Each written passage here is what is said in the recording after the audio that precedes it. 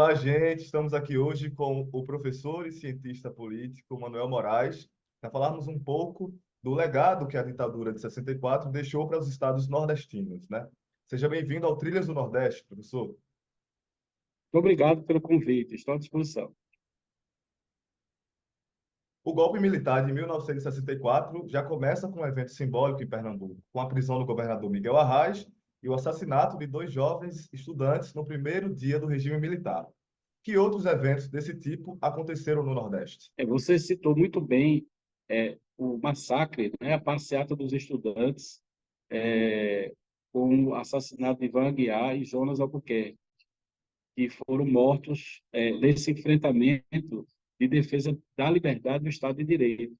E a prisão de Arraes seguiu uma comoção popular e uma repressão muito profunda, principalmente também, a gente precisa ressaltar, no interior, as chamadas ligas camponesas. Então, houve, de fato, no campo, um verdadeiro massacre. Hoje fala-se que o número de vítimas pode ser maior do que o que sabemos, né? Principalmente entre populações rurais e indígenas. O quanto esses E grupos sofreram aqui no Nordeste e que outros setores políticos e sociais foram mais vitimados pela ditadura na nossa região. aqui no Nordeste, nós tivemos grandes populações indígenas que foram massacradas. Os índios Krenak, em Minas Gerais, foi um verdadeiro genocídio. É possível dizer isso hoje em dia. Então, na verdade,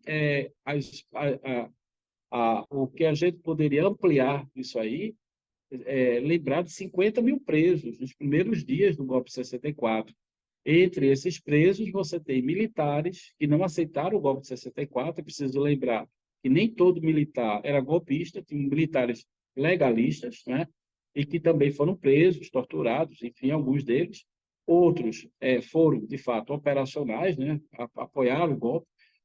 Você tem setores da igreja também que sofreram grandes intervenções, seja a Igreja Católica, como também as igrejas históricas protestantes, sofreram intervenções nas suas organizações, nas suas cúpulas, e nós tivemos também o fechamento e a intervenção dos sindicatos.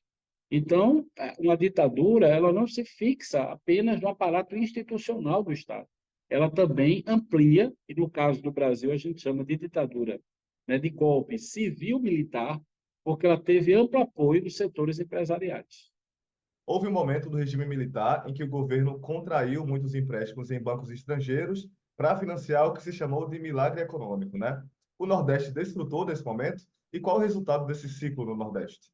Parte da agenda política da ditadura militar é, prosperou, veja que coisa interessante, em uma série de medidas que, contraditoriamente, os militares deram um golpe militar, né, como eu disse, civil-militar, em função das chamadas reformas de base de João Goulart, sendo que parte do que eles, em tese, quiseram impedir em função do golpe contra João Goulart, o que seria o governo de João Goulart, na verdade, eles implementaram.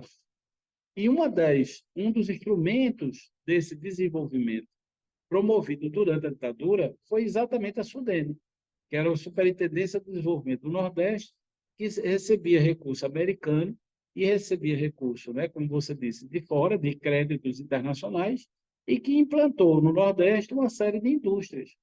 Então, o papel da SUDENE nessa época, ela foi muito importante e relevante, mesmo depois do golpe civil-militar. É preciso também lembrar que houve uma mudança econômica importante na chamada Lei da Estabilidade, para a criação do chamado FGTS, que nós temos hoje, né?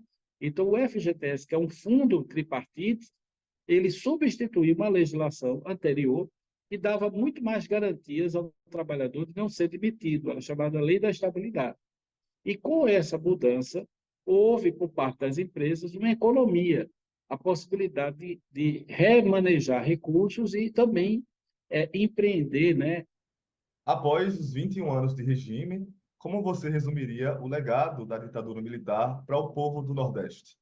O Nordeste sofreu muito, porque é uma região que teve grande perseguição política, na perspectiva de que os nossos dirigentes, né, que vinham das eleições democráticas a partir da década de 50, tinham digamos assim, uma simpatia, né, uma identificação com Paulo Freire, com José de Castro, com todas as políticas de base, de reforma de base, como eu dizia, que marcavam o governo de João Goulart.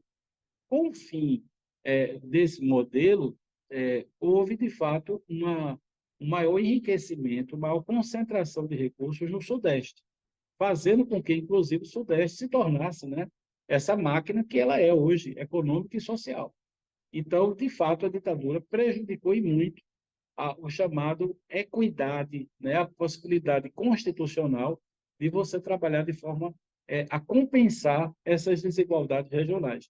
E é no Nordeste que o Brasil se desenvolve. Agora, é claro que houveram uma série de situações históricas, que não dá aqui para a gente explicar em 15 minutos, que impactaram na forma como o Nordeste se desenvolveu. Professor Manuel Moraes, a gente agradece a sua participação aqui no Trilhas do Nordeste. Muito obrigado.